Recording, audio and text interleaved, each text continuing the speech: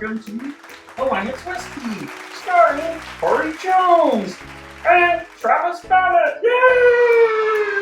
Tonight we're going to talk about Bulleit Rye. I remember one night when I was hanging out with Miss and she bothered the heck out of me, so I got drunk off my green ass on this. Yay! And, well, she left me.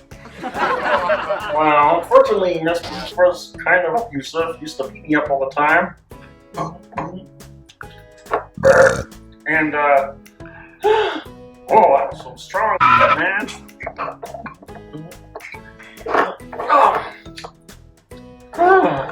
Miss. Oh, no. I sure miss her.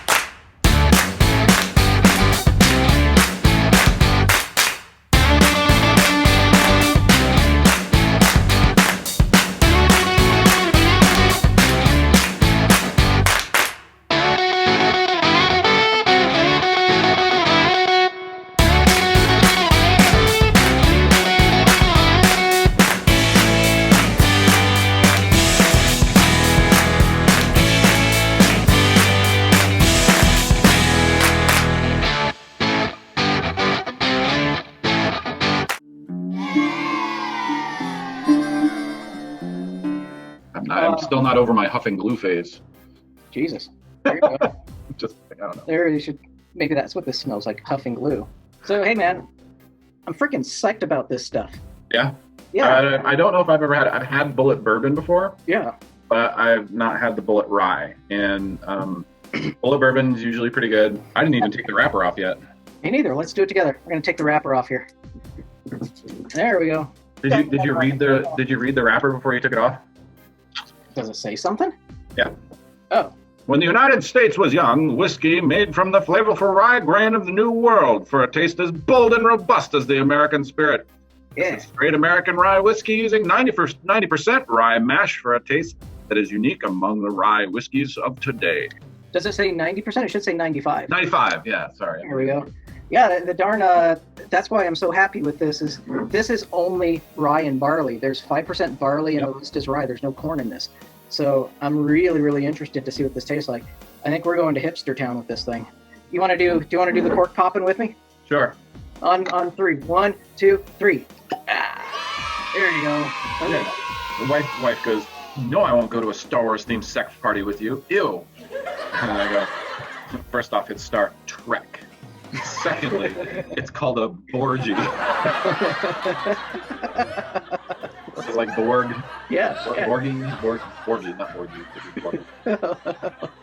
Star Trek sex party would be a Borgie. All right, so check this out. Yeah, actually, it's copper, kind of like a penny, right? Yeah.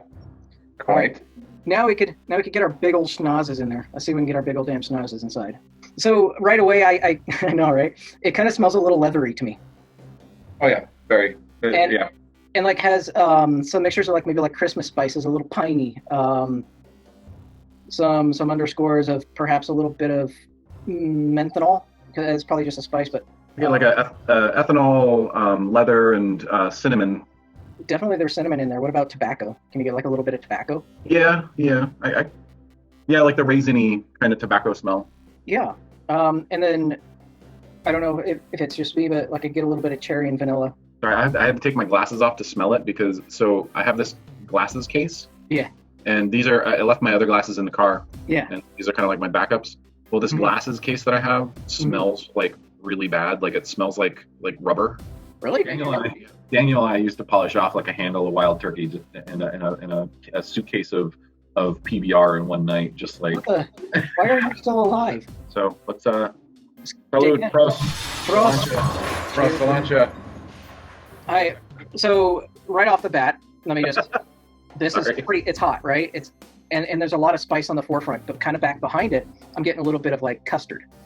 There's a little bit of vanilla kind of sweetness that kind of grounds this, but then underneath it, if I'm honest, it's kind of just all cinnamon, like the cinnamon gum, Yeah. orange zest, and like just spices you would maybe associate with like Christmas time. I would definitely agree with you. There's a little bit of barrel smoke in this, and Yep. I think part of that is this. Rumor has it this is a 7-year age rye. I thought I read, yeah, it's aged somewhere between 4 and 7 years. They don't really, what I read, they don't really give an explanation. They just said it's anywhere between 4 to 7 years. Oh yeah, so my creepy ass was like, Drink my beer, bitch. you like beer? Drink this. It's really good. and him and his friend were like, yeah, okay. And they So they can't call this bourbon because there's no corn. We can't call it Kentucky Rye because it's made in Indiana. So it's just technically considered a rye whiskey. So this shit is 90 proof. So the finish. Is that what actually makes it a high rye? Is the 90 proof? No, the high rye is the amount of rye that's in there. So a high rye is, I think, a bourbon term. So we're not drinking bourbon necessarily. So I can't call this a high rye. Yeah. But I think there's a certain amount of rye that when you exceed that in the mash bill, it becomes a high rye. And I probably just said all of that totally wrong. So what are you going to do? But this is a rye whiskey. It's 90 proof, and that's why this finish is a little bit long. Like, it still burns. I'm on my first sip, and that damn thing still burns. Yeah, you can definitely still feel it in the throat. It's a little, like, right here, it's a little dry. Like, it dries you out right here. Yeah, I would definitely agree.